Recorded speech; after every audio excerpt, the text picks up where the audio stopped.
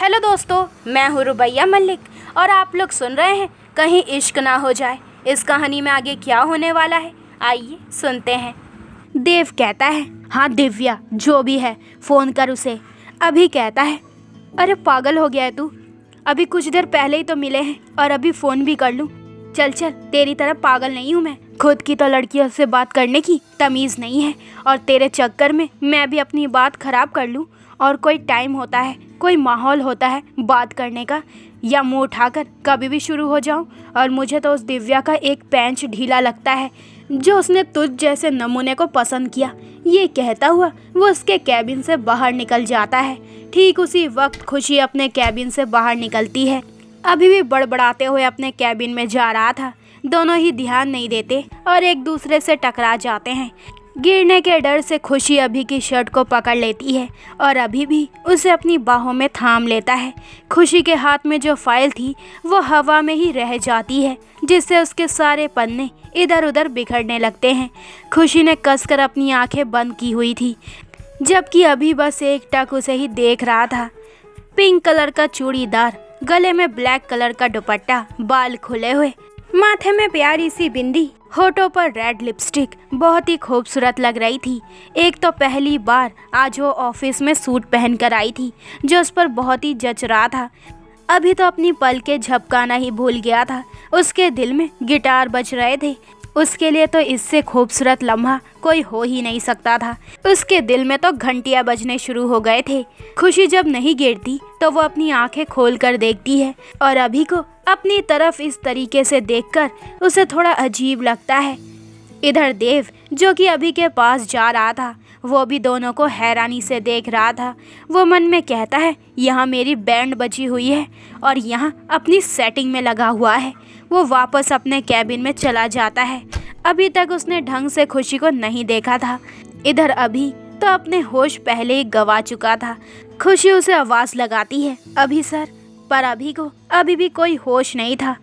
अब खुशी को गुस्सा आ रहा था। वो ज़ोर से अपना पैर अभी के पैर पर मारती है, जिससे अभी तुरंत होश में आता है। खुशी कहती है, मुझे गिरने से बचाने के लिए थैंक यू, पर अब आप मुझे छोड़ेंगे प्लीज़। उसकी आवाज़ में गुस्सा था। अभी पूरी तरीके से होश में आते हुए खुशी को सीधा खड़ा करता है और फिर उसकी फाइल के पन्ने उठाते हुए कहता है, आई एम सॉरी, वो मैं पता नहीं।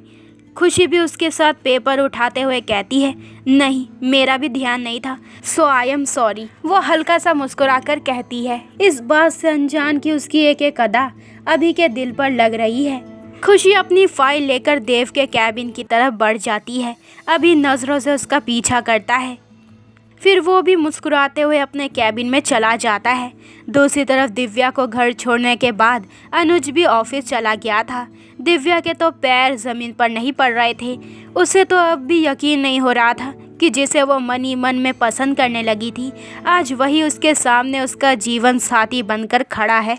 वो अपनी डायरी निकालकर आज जो जो हुआ वो सब उसमें लिखने लगती है।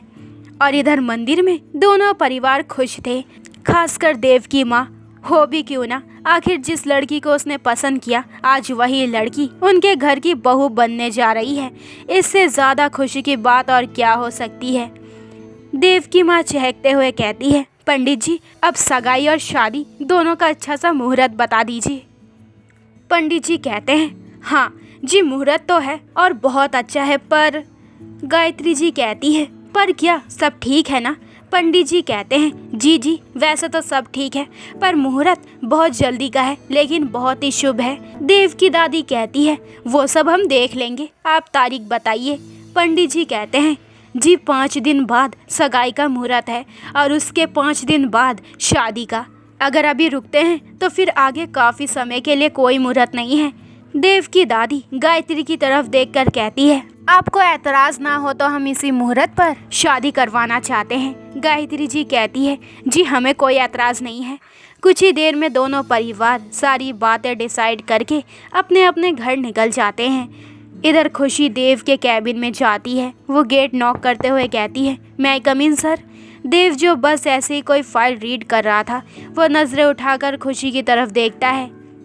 एक पल के लिए तो उसकी नज़रें भी ठहर जाती है खुशी पर, क्योंकि उसने भी कभी उसे सूट में नहीं देखा था। खुशी मन में कहती है, ये आज सब मुझे ऐसे ही देखते रहेंगे क्या? दिल तो कर रहा है कि ये फाइल इसके सर पर मार दूं।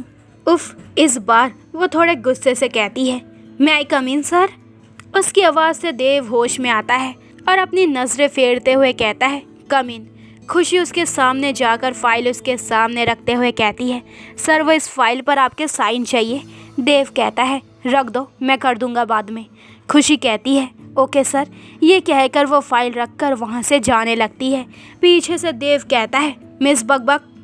खुशी घूर कर उसकी तरफ देखती है।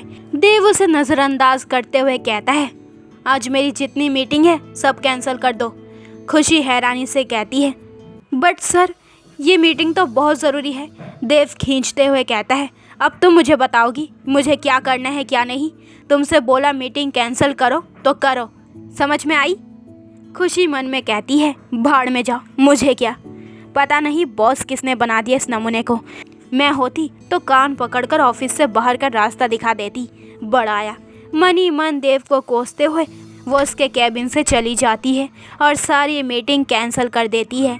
देव खुद से बड़बड़ाते हुए कहता है, हर कोई मुझे सिखाने पर लगा हुआ है कि मुझे क्या करना है और क्या नहीं।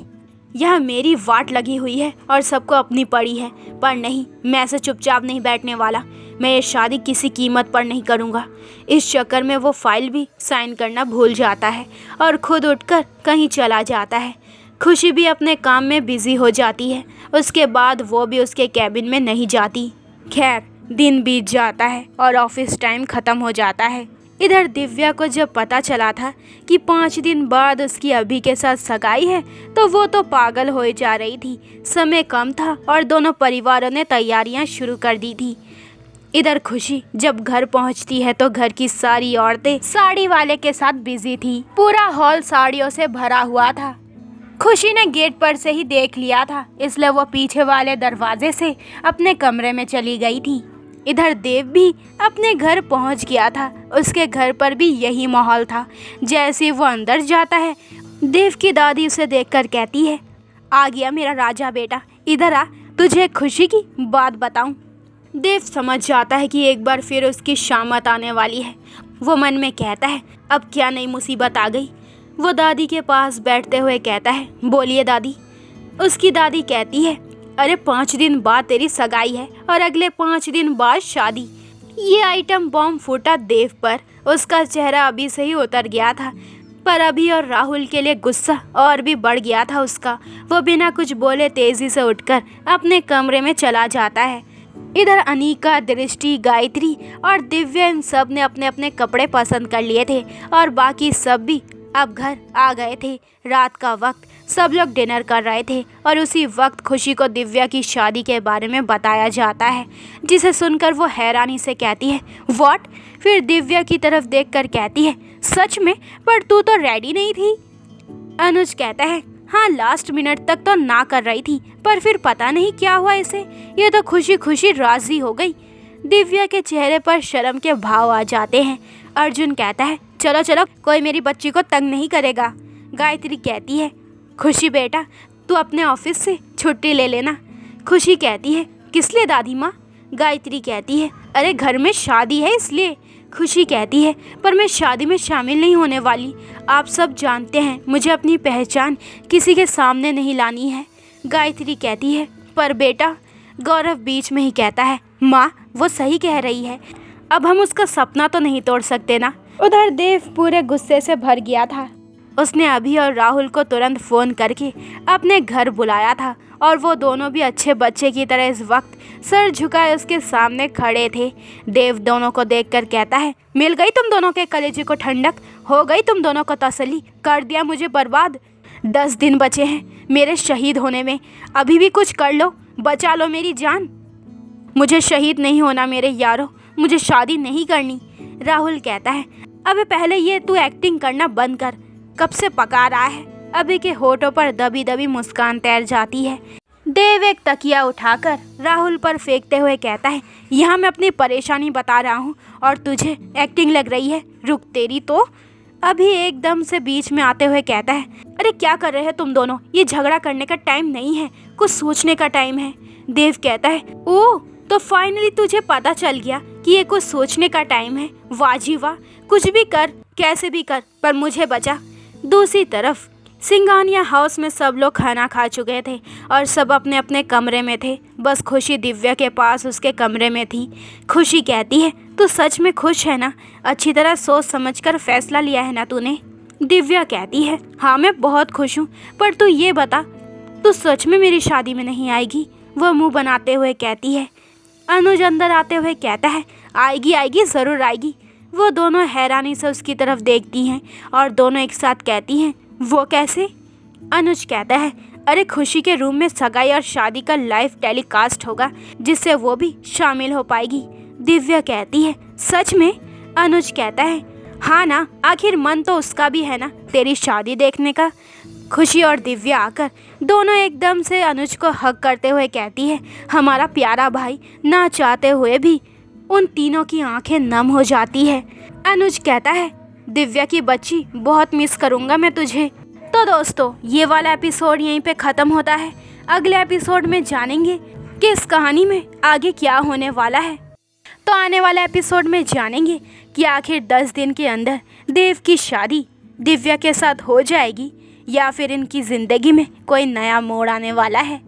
तो आगे के एपिसोड और भी इंटरेस्टिंग होने वाले हैं, तो मेरे चैनल को जल्दी से सब्सक्राइब करें ताकि आपको मेरे न्यू एपिसोड के नोटिफिकेशन सबसे पहले मिल जाए। लाइक शेयर करें और कमेंट करके मुझे ज़रूर बताएं कि आप लोगों को ये स्टोरी कैसी लग रही है। अपना ख्याल रखें। बाय दोस्तों।